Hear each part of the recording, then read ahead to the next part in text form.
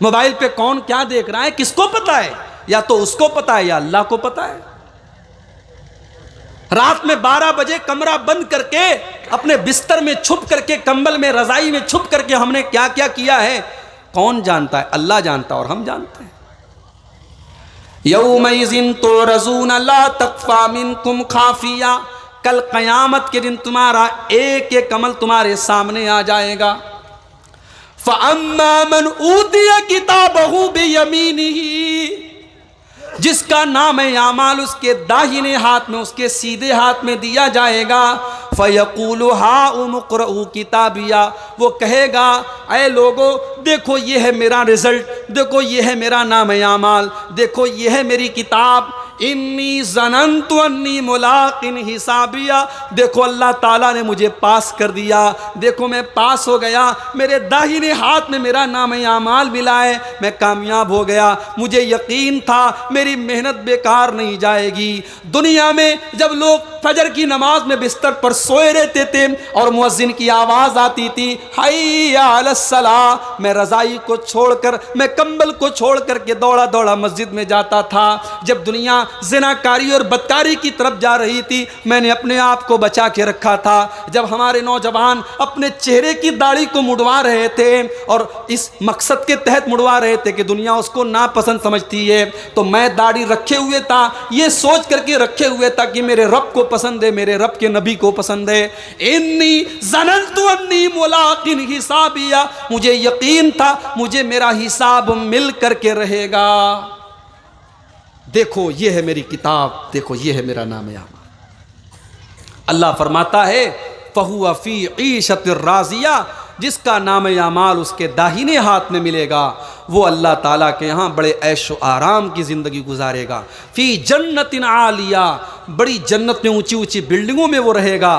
कुतूफ़ुहा दानिया, और वहाँ जो पेड़ होंगे, जो दरख्त होंगे, दरख्तों के फल उसके लिए झुके हुए होंगे। अल्लाह फरमाएगा कुलू वशरबू हनीयम बिमा अस्लफ्तुम फिल अय्यामिल खालिया, मेरे बंदे तूने दुनिया में अमल किया था, तूने अपनी ज़िंदगी के मकसद को पहचाना था, तूने मुझे राज़ी किया था दुनिया की ज़िंदगी में। आज तेरे खाने और पीने के दिन हैं, आज तेरे मौज मस्ती करने के दिन हैं। जा, ये जन्नत तेरी है, तू जन्नत में चला जा, जो तेरा जी चाहता है खा, जो तेरा जी चाहता है पी। जन्नत में तेरे ऊपर कोई पाबंदी नहीं है, कोई रुकावट नहीं। ये हो गए पास। अब फेल जो लोग होंगे, जो नाकाम होंगे, उनकी पहचान क्या होगी? व अम्मा मन ऊतिया किताबहु बिशिमालिही, और जिसका नाम आमाल उसके बाएं हाथ में, उसके उल्टे हाथ में, लेफ्ट हैंड में दिया जाएगा। फ़यक़ूल, वो क्या कहेगा? या लैतनी लम ऊत किताबिया, ऐ काश मेरी किताब मुझे न दी गई होती, मेरा रिजल्ट मुझे न मिलता, मेरा नाम आमाल मुझे न मिलता।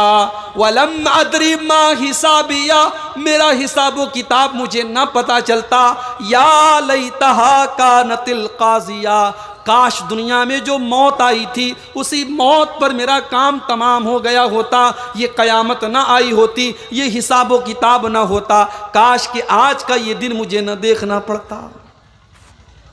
बहुत से लोग ये समझते हैं अरे यार 4 दिन की तो ज़िंदगी है, मौज कर ले, मस्ती कर ले, मरने के बाद किसने देखा है, देखा जाएगा जो होगा।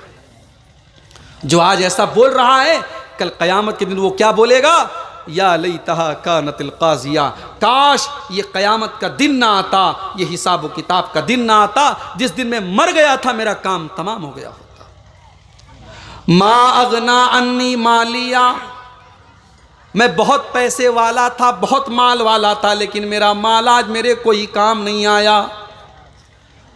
जिंदगी भर रिश्वत के जरिए पैसा कमाता रहा, सूद और ब्याज का पैसा कमाता रहा, हराम तरीके से प्रॉपर्टी बनाता रहा, लेकिन आज अल्लाह की बारगाह में खाली हाथ आया हूँ। न प्रॉपर्टी लेके आया हूँ, न पैसे लेकर के आया हूँ, न ज़मीन जायदाद लेकर के आया हूँ। मा अगना अन्नी मालिया, मेरा माल मेरे कोई काम नहीं आया। माल आपके काम आएगा अगर आपने किसी मस्जिद की तामीर में वो माल लगाया है। माल काम आएगा अगर आपने किसी यतीम बच्चे की परवरिश पे वो माल लगाया है। माल काम आएगा।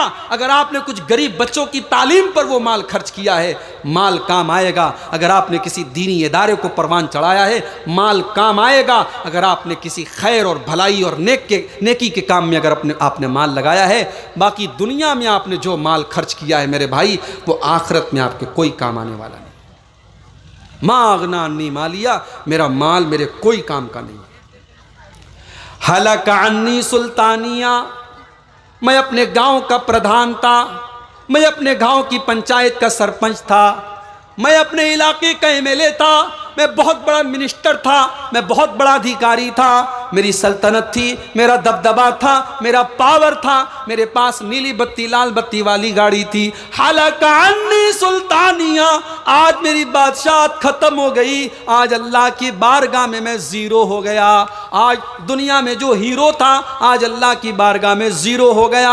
आज उसके पास कुछ भी नहीं बचा। हालांकि अन्नी सुल्तानिया, मेरी सल्तनत खत्म, मेरा पावर खत्म, मेरी बादशाहत खत्म। फिर अल्लाह ताला आवाज देगा, खुजूहु फगुल्लूहु सुम्मल जहीमा सल्लूहु। ऐ मेरे फरिश्तों, इसको पकड़ लो और इसको जंजीरों में बांध दो। सुम्मल जहीमा सल्लूहु, फिर इसको जहन्नम के अंदर डाल दो। मेरे भाइयों, उस दिन की हम और आप क्यों तैयारी नहीं करते? उस दिन के बारे में हम क्यों नहीं सोचते? दुनिया की जिंदगी पर हम इतने मिटे हुए हैं, इतने फिदा हो चुके हैं कि हम आखिरत की जिंदगी के बारे में सोचते ही नहीं। आज जुमा का दिन था। अगर इमाम साहब ने जुमा की नमाज में सुन्नत के मुताबिक तिलावत की होगी तो पहली रकात में सूरह आला की तिलावत आपने सुनी होगी। सूरह आला में अल्लाह ताला ने हमसे यही सवाल किया है, बल तुतिरूनल हयातद दुनिया। मेरे बंदो, तुम दुनिया की जिंदगी को प्राथमिकता देते हो, तुम दुनिया की जिंदगी को तरजीह देते हो। वल आखिरतु खैरुन व अबका, जबकि आखिरत की जिंदगी ये ज्यादा बेहतर है और ज्यादा बाकी रहने वाली है। दो चार वाकयात आपको सुना के बाद खत्म करता हूं कि सहाबा ने अपनी जिंदगी के इस मकसद को समझा था मेरे भाइयों, और इसीलिए सहाबा के अंदर करप्शन नहीं था, सहाबा के अंदर बेईमानी नहीं थी, सहाबा के दिलों में चोर नहीं था। सहाबा की सोसाइटी में अगर गलत काम कोई कर भी ले तो अल्लाह की बारगाह में आके तौबा करता था। अल्लाह के नबी के पास एक सहाबी आए, अय अल्लाह के नबी, मैंने ज़िना कर लिया है, मैंने किसी औरत के साथ गलत काम कर लिया है, मैं शादीशुदा हूं, मुझे पता है शादीशुदा इंसान अगर ज़िना करे तो उसकी सज़ा सज़ाए मौत है। अय अल्लाह के नबी, मैं इसलिए आया हूं ताकि आप मुझे ये सज़ा सुना दें। अरे यहां तो अदालत से मुजरिम भागता है, कत्ल करने वाला कातिल भागता है कि मुझे फांसी ना हो जाए, ज़िना करने वाला भागता है कानून और पुलिस से मुझे सजा ना हो जाए। ये कौन सी अदालत है जहां अपराधी खुद आकर के कहता है कि हाँ मैंने अपराध किया है, मुझे सजा दे दीजिए, मुझे दुनिया की सजा मंजूर है, आखिरत की सजा मंजूर नहीं है, मुझे अल्लाह की सजा मंजूर नहीं है। अय अल्लाह के नबी, मुझे सजा दे दीजिए, मैंने ज़िना किया है, मुझे पाक कर दीजिए ताकि अल्लाह ताला के यहां मुझे ज़िना की सजा न मिले। अल्लाह के नबी ने पहले तो टालने की कोशिश की, कहा कि अरे भाई इसको ले जाओ, पता नहीं कैसी कैसी बातें कर रहा है। एक साहबी से कहा जरा इसका मुंह तो सूंघ के देखो, कहीं शराब तो पी के नहीं आया, नशे की हालत में तो नहीं है। साहबी ने मुंह सूंघा, कहा या रसूल अल्लाह नशे में तो नहीं है, शराब की महक तो नहीं आ रही। कहा अच्छा जाओ यहां से, पागल हो गए हो तुम। फिर अल्लाह के नबी ने उसके खानदान और कबीले के लोगों से पता लगवाया कि वो आदमी सही है या उसका दिमाग चल गया है। लोगों ने आकर के रिपोर्ट दिया, रसूल अल्लाह आदमी बिल्कुल सही है, दिमाग उसका बिल्कुल सही है। दूसरे दिन फिर आया, अय अल्लाह के नबी, मैंने ज़िना किया है और आप मुझे सजा दे दीजिए, मेरे दिल पर एक बोझ है, उस बोझ को उतार दीजिए, मुझे पाक कर दीजिए। अल्लाह के नबी ने हुक्म दिया, जमीन में गड्ढा खोदा गया, उस आदमी का आधा धड़ गड्ढे में डाला गया, पत्थरों से मार मार करके उस आदमी को हलाक कर दिया गया। उसके बाद कुछ ही दिनों के बाद एक औरत भी अल्लाह के नबी के पास आई। उस औरत ने भी यही आकर के कहा कि अय अल्लाह के नबी, मैंने ज़िना किया है, मैंने गलत काम किया है, मैं शादीशुदा औरत हूँ, मुझे सजाए मौत का हुक्म दे दीजिए, मुझे रज्म की सज़ा दे दीजिए, मुझे पत्थरों से मार मार के ख़त्म कर दीजिए।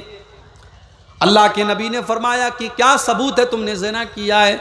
या रसूल अल्लाह, इन्नी लहुबला, मैंने ज़िना किया है, मैं हमल से हूँ, ज़िना की पैदावार मेरे पेट के अंदर पल रही है। अय अल्लाह के नबी, आप मुझे सजाए मौत सुना दीजिए।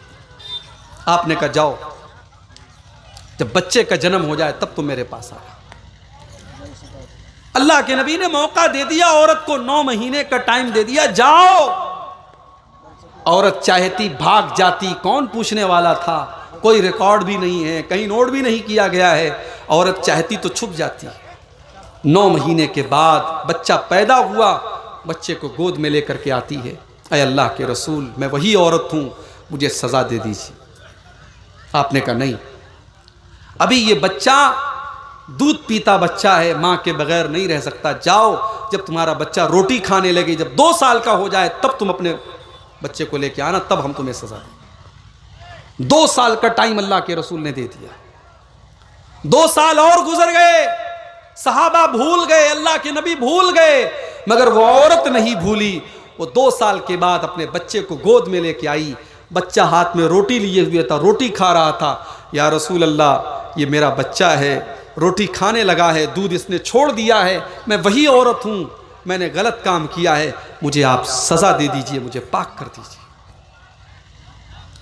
अल्लाह के नबी ने बच्चे को एक मुसलमान के हवाले किया। इस्लाम के कानून के मुताबिक शादीशुदा औरत अगर ज़िना करे तो सजाए मौत दी जाएगी, पत्थर से मार मार के ख़त्म किया जाएगा। ज़मीन में गड्ढा खोदा गया, औरत को गड्ढे में डाला गया, पत्थरों से उस औरत को मारा जाने लगा। जब उस औरत के ऊपर पत्थर बरसाए जाने लगे, उस औरत के खून के कुछ छींटे हजरत खालिद बिन वलीद के कपड़े पर पड़ गए। खालिद बिन वलीद बहुत बड़े साहबी, उनके कपड़े पर उस औरत के खून के कुछ छींटे पड़ गए। खालिद बिन वलीद की जुबान से कुछ नाजेबा कलिमात निकले उस औरत के बारे में कि बच्चलन औरत के खून के छींटे मेरे कपड़े पर पड़ गए। अल्लाह के नबी के कानों में हजरत खालिद के जुमले पड़ गए। आपने फरमाया, महलन या खालिद, ऐ खालिद अपनी जुबान को लगाम दो।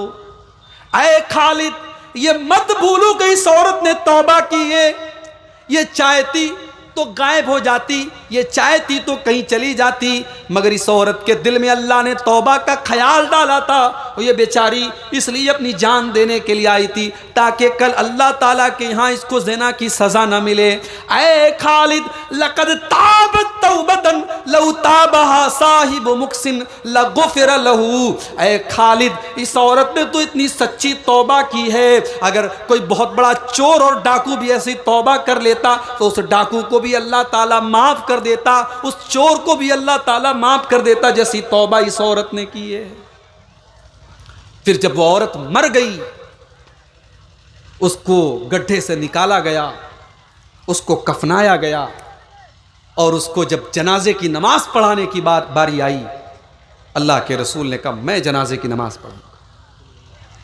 हजरत उमर फारूक ने अल्लाह के रसूल की चादर पकड़ ली है। अल्लाह के रसूल, आप एक ऐसी औरत का जनाजा पढ़ाएंगे जिस औरत ने ज़िना किया था? आपने फरमाया, है उमर, तुम्हें क्या पता, तुम उस औरत को गलत समझ रहे हो। उस औरत ने तो ऐसी तौबा की है, लक़द ताबत तौबतन लौ ताबहा सबऊन मिन अहलिल मदीनति लवसियतहुम। ऐ उमर, उस औरत ने तो इतनी सच्ची तौबा की है कि अगर मदीना के 70 गुनहगारों के बीच में उसकी तौबा को बांट दिया जाए, अगर मदीना के 70 बड़े बड़े गुनहगारों को उसकी तौबा तकसीम कर दी जाए, बांट दी जाए, लवसियतहुम, तो उसकी तौबा सबके लिए काफ़ी हो जाएगी। उस एक औरत की तौबा 70 लोगों के लिए काफ़ी हो जाएगी। इतनी बड़ी तौबा उसने की है। मैं उसकी जनाजे की नमाज़ पढ़ाऊँगा, और मैं ज़रूर पढ़ाऊँगा। और अल्लाह के रसूल ने उसकी जनाजे की नमाज़ पढ़ाई। ये होता है तौबा, और ये होता है अपनी ज़िंदगी के मकसद को जब आदमी समझता है, गलत काम अगर उससे हो जाए तो अल्लाह की बारगाह में उसे तौबा का ख्याल आता है। मेरे प्यारे भाई, सहाबा किराम की ज़िंदगी में ऐसे बहुत सारे वाक़यात हमें और आपको मिलते हैं। हज़रत उमर फारूक रज़ी अल्लाह ताला अन्हु का आखिरी टाइम है, इंतकाल का वक्त है। अबू लूलू ने ऐसा हमला किया है, हज़रत उमर के पेट के ऊपर के बेचारे मुसल्ले पर गिर पड़े, और वहाँ से जब उनको घर लेके आया गया तो अब डॉक्टर भी समझ गए, हकीम भी समझ गए, अब हज़रत उमर का आखिरी टाइम आ गया। हज़रत उमर फारूक बिस्तर पे लेटे हुए हैं, आखिरी टाइम है। एक नौजवान आता है और हज़रत उमर की बड़ी तारीफ करता है कि आपने ये किया, आपने वो किया, आप तो बहुत अच्छे आदमी हैं, आप तो नबी के ऊपर ईमान लाए, नबी का साथ दिया। हज़रत उमर फारूक कहते हैं, मुझे अल्लाह ताला ने अपने नबी का साथ देने की जो तौफीक दी, ये तो अल्लाह का करम था, लेकिन मुझे अफसोस इस बात का है कि मुझे मुसलमानों का खलीफा बना दिया गया और इतनी बड़ी जिम्मेदारी मेरे कंधे पर डाल दी गई, मुझे इतना बड़ा काम करना पड़ा। अरे मेरी तो ये तमन्ना है, लवदित्तु अन्ना ली कफाफन, मेरी ये तमन्ना है कल क़यामत के दिन जब अल्लाह के तराजू पर मेरी नेकियों को तौला जाए, मेरे गुनाहों को तौला जाए, अगर मेरा मामला बराबर सराबर पर भी अगर छोड़ दिया जाए, अगर मेरे गुनाह और मेरी नेकियां बराबर हो जाएं, तो उमर फारूक इस पर भी राज़ी है, इस पर भी खुश है। मेरी नेकियां अगर मेरे गुनाहों से ज़्यादा नहीं है ना हो, लेकिन मेरी नेकियां मेरे गुनाहों से कम भी ना हो, अगर मैं बराबर पर भी अगर मुझे छोड़ दिया जाए तो मैं इस पर भी राजी हूं। और उसके बाद हजरत उमर ने कहा, लौ अन्नली तिला अल अर्ज़ी ज़हबा लफ्तदैतु बिही मिन अज़ाबिल्लाह। ऐ लोगो, तुम मेरे बारे में न जाने क्या क्या समझते हो। अरे उमर फारूक के दिल की तो ये तमन्ना है कि अगर ज़मीन भर के सोना भी मुझको मिल जाए, ज़मीन भर के सोना भी अगर मुझको मिल जाए, तो उमर फारूक तो ये चाहता है कि अल्लाह ताला वो ज़मीन भर के सोना ले ले, लेकिन उमर को बचा ले, उमर को जहन्नम से बचा ले, उमर को अल्लाह ताला अपने अजाब से बचा ले। मेरे प्यारे भाइयों, ये कौन उमर है? ये वो उमर फारूक है जिनका नाम लेकर के अल्लाह के नबी ने उनको जन्नती कहा है। जब जिंदगी का मकसद आदमी को पता हो तो उसे जहन्नम का खौफ होता है और उसे जन्नत में जाने की उम्मीद होती है, और जिसे अपनी जिंदगी का मकसद ही ना पता हो वो कुछ भी कर सकता है।